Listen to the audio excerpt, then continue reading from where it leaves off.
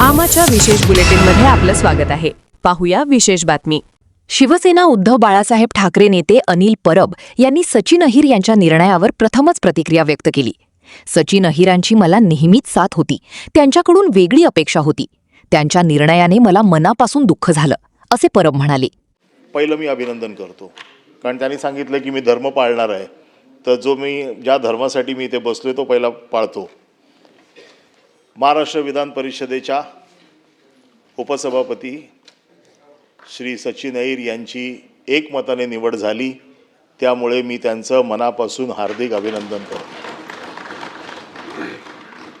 आणि ह्या सभागृहाची उच्च परंपरा, ह्या सभागृहाचं जे काय गरिमा आजपर्यंत जी पाळली गेली ती आजच्या निवडणुकीत देखील पाळली गेली.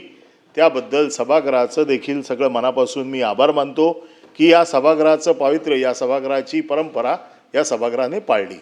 आम्ही अभिनंदनासाठी लाचारी करावी इतकी वाईट परिस्थिती तर आमची नाही. सचिन अहिर यांचं अभिनंदन करणं हे आमचं कर्तव्य आहे, पण अभिनंदन करण्यासाठी लाचारी करावी? आपल्याकडे वारंवार मागावं लागतं, हो द्या, हो द्या, हो अभिनंदन करायला द्या. खरं म्हणजे इथे काय राजकीय विषय आज बोलायचा नाही आहे. राजकीय विषय मी बोलणार नाही. अभिनंदनाचा प्रस्ताव आहे, राजकीय विषय बोलायचा नाही, ठीक आहे. पण सचिन अहिर यांचं आज सगळ्यांनी जे काय सांगितलं आम्ही देखील त्याबाबतीत सहमत आहोत. एक जमिनीशी जोडला गेलेला कार्यकर्ता आज या सभागृहाच्या उच्चस्थानी जाऊन बसलेला आहे. सचिन अहिर यांच्याबरोबर आमच्याकडे आल्याच्या नंतर जे काय आमचे संबंध निर्माण झाले त्याच्यातनं त्यांचं बहुआयामी व्यक्तिमत्व आम्ही बघितलं.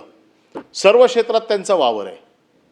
सामाजिक क्षेत्रात त्यांचा वावर आहे, कला क्षेत्रात त्यांचा वावर आहे.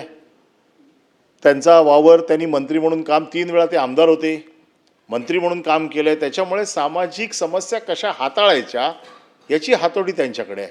कामगार क्षेत्रात त्यांचा चांगला वावर आहे आणि त्याच्यामुळे त्यांचे असलेले संबंध, त्यांना कशा पद्धतीने परिस्थिती हाताळायची याबद्दल, त्यांच्या कर्तृत्वाबद्दल कोणालाही शंका असायचं काही कारण नाही.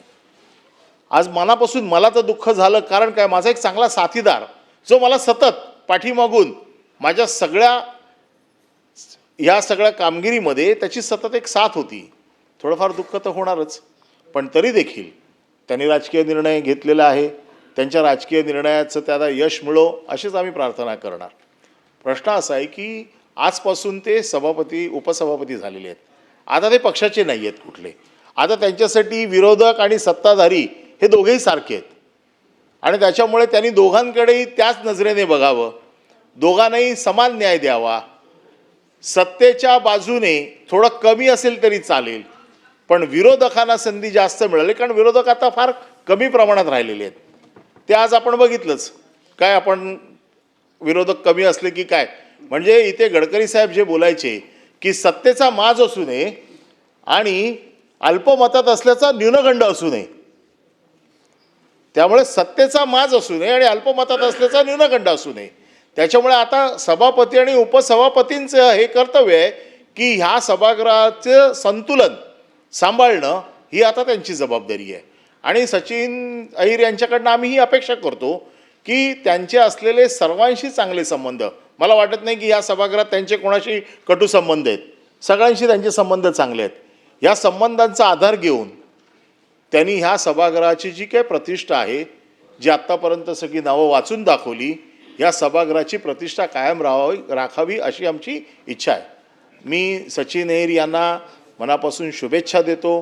त्यांनी कारकीर्द आपली जी काय आहे त्यांची कारकीर्द उज्ज्वल केली, आणखीन ती उज्ज्वल व्हावी अशी सभागृहाच्या वतीने, आमच्या वतीने मी अपेक्षा करतो आणि त्या अपेक्षेला ते पूर्ण उतरतील असा माझा विश्वास आहे.